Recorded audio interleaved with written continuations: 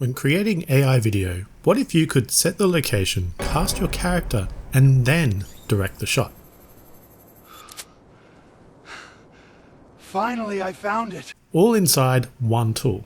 No timeline, no crew. Let me show you how you can do that in Higgsfield Cinema Studio 2.5. This is a new tool that's just been released by Higgsfield, and it's going to take your AI video creation to the next level. Knitting calms me down, yaar. When I stitch like this, my mind becomes quiet.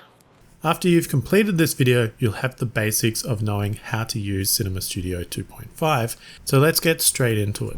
When you log into Higgsfield, you go up to the top and click on Cinema Studio 2.5. That's going to take you to this section. And if you don't already have an account with Higgsfield, then just use the link in the description and create an account. It's very easy to set up and you can get started straight away. So this main section for Cinema Studio is broken into two areas. On the left-hand side, you have your project panel, so you can create different projects and keep things neat and organized. And then on the bottom of the screen is where you actually do all your prompting to create characters and scenes and AI video. You'll see that it's broken into two sections. So you have your image and you also have your video. And then there's a bunch of options and tools that you can use in those two sections as well. The first thing you'll want to do is start on your image. We want to create our character, we want to create our location, and then merging those to create our hero shot, which is basically the scene. From there, we'll then move on to the video. So let's first make sure you click on image, and down here, you'll see some extra options. So we have scenes, characters, and locations. Let's click on characters, and we're going to create two characters for this example, a male and a female. And the idea that I have to demonstrate this tutorial is basically part of my own world. So I'm an industrial designer by trade. So I'm going to try and create an industrial design office, and the male will be the industrial designer, and then you have the female, which is the marketing manager, and they're in a studio working together on a new product, and they're trying to release this product. So let's first create our male character. So when you click on image, we make sure that character is selected, and in this box here you can type your prompt. So I'm just going to copy and paste the prompt I have in for that, and be sure to check the description of the video because I'll provide a link to a Google Doc which will have these prompts in full, so you can copy them or learn from them yourself as well. Once we have our prompt in, this little area here is for batch creation. So in this example, I'm just going to create one image, but you can go up to a maximum of 10, and that's going to actually create 10 different unique characters, but we just want one in this case. So we can click on generate. When you do, you'll see it starts to go to processing, and then it'll start generating. And these generations do not take very long for the images. So while we're waiting, we can actually remove this prompt and add our prompt for our female character. I'll copy and paste that in and then hit generate for that. Again, just doing one generation. While we're waiting for those two characters to generate, there's one other thing I want to show you here, which is if you don't have experience creating detailed prompts, there is this build your cast option that you can go into, and it'll basically do it for you. So I've cleared my prompt, as you can see, and you can click on this and you can go through and select options and create a character just from kind of the look and the budget and the error and all these things. It will combine it and just sort of do a random generation for you. Let's, for example, try one. So we're going to go through these. Say the genre, we're going to go a sci-fi setting. Budget, we're going to make it $100 million. For the error, we're going to make it modern. The archetype, we're going to make it an everyman. Identity, we'll just say male. Physical appearance, we'll say average. Details, nothing. And outfit, we will just say workwear, and we'll generate.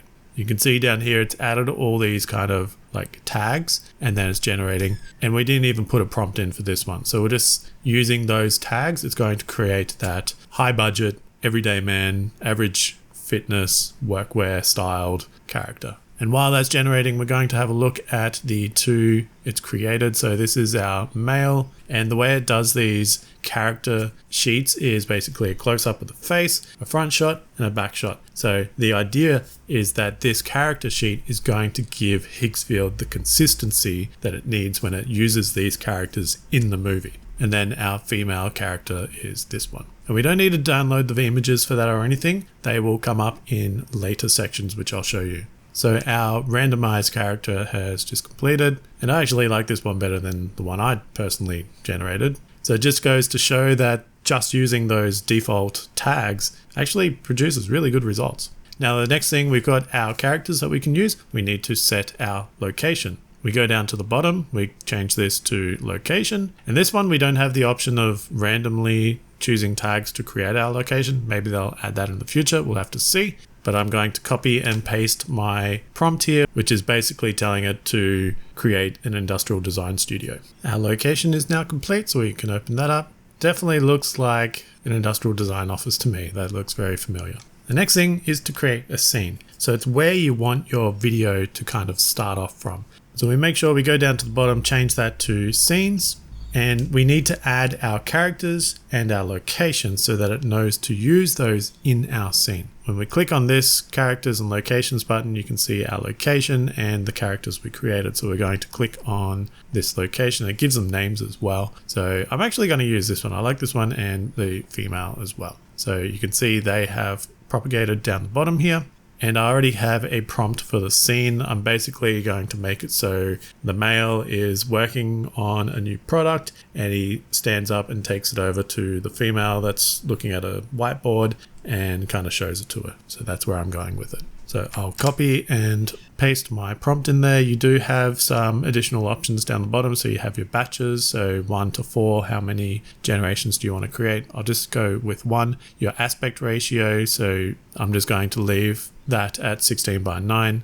And then your resolution, so you can go 1K, which is going to be really fast, 2K is your medium, and then 4K is your ultra quality. I'm just going to do 2K, leave it at the normal, and then I'll generate. Here is our finished result. We have our male and our female. We do have an extra one in the background, and I think that is just because in that location image there was someone standing in the background. I think realistically I should have prompted another image for the location and made sure to say something like no people in the image, so that it's just giving you a location setting and that's it. But hey, it's a busy office. We can continue on with this anyway and just see where it goes. Right now we're at a stage we have our characters created, we have our location, and from that we created our scene. So the next stage is to move over to the AI video generation side of things. One thing we need to do before we move into the video generation is actually save our location and our characters so that we can use them into the next part. So when you move your mouse over here, you'll see this little button here, save character. You just click on that. It will give you a prompt up the top saying that it's saved. We'll do this same thing with the male character. We'll also do it with our location, and our scene we don't need to do.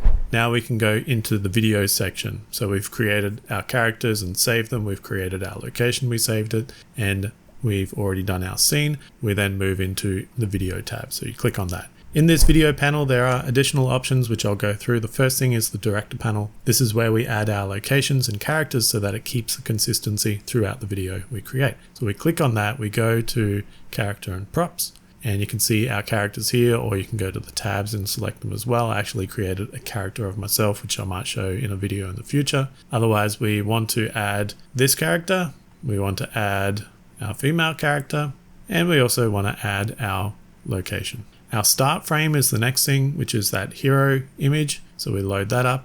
We can go over to image generations, and you can see that recent generation we created, as well as a whole bunch of other stuff, but that's the scene we created. Now I have a prompt that I created for the example video I was explaining before of the man walking over to the female with the product that had been designed, and they're kind of discussing it. So I'm going to copy and paste that in. There's still a few more options we need to go on. So right down the bottom, we have single shot, which I'll explain in a sec. There are some options here such as multi-shot and multi-shot manual. We have our quality. Now it's only available in 720 and 1080. I recommend just using 1080 unless you're trying to speed things up with 720. You also have themes. So you can go here, you can create, maybe this is an action theme or a horror theme. That's just going to give that stylized prompt to what you're trying to do. In this case, we're just going to go with general. You can add sound as well, so you can turn that on and off. And you can also control your batch sizes, so 1, 2, 3, or 4 creations in one prompt. You also have your speed ramps. I'm just going to leave this on auto, but you can control things about the camera movement. You can change your duration up to a maximum of 12 seconds. which I'm going to bump it up in this case. And then finally your movement. So if you are just doing a single shot like we're doing here, you can actually tell it what style of movement you want. So do you want it to dolly in or pan to the right or left, or you have a lot of options here for what you want to do. I think for this particular shot, a handheld is very kind of natural camera movement. And then finally, we just say generate. While that's generating, I want to show you one other feature which is really cool. So back here when I was saying before, you have your single shot and your multi-shots. Currently we're doing a single shot, so it's just the one shot without any jump cuts or anything to a different shot. Now multi-shot is basically using our duration of 12 seconds, but it's going to cut it into maybe 2 or 3 different shots. That way it feels more natural and more cinematic. So we're going to go to multi-shot auto. You can do manual and then actually manually control each shot, but I find if you just want a quick workflow, you can just select multi-shot auto. I'm not going to change anything else, and we're just going to generate that and we'll see the result. You'll really notice the difference between that single shot and that multi-shot workflow. Let's let those both finish processing and then we'll come back and see what the results are like.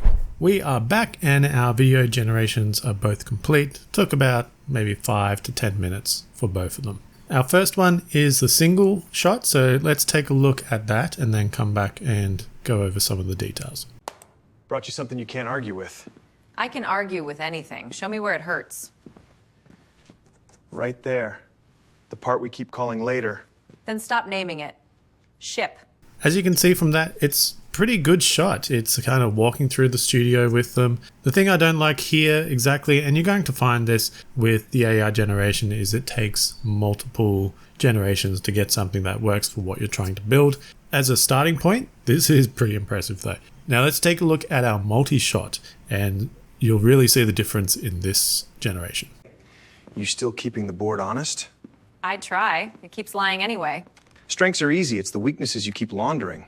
Call it what it is, Ethan. You want permission. No. I want you on the record. That one I like a bit more. I feel like the script is a bit more natural. They're actually talking about a product. There's a bit of drama going on. And it feels a bit more like an episode or a movie of them actually talking about this product and the shots in between. And that's all just automatically figuring out the shots that it should do. Again, though, AI generation is about iteration. So you work with a starting point and you build on that. You make changes to your prompts. You point it in a new direction and you try and push it along to your ideal vision that you have to finish on.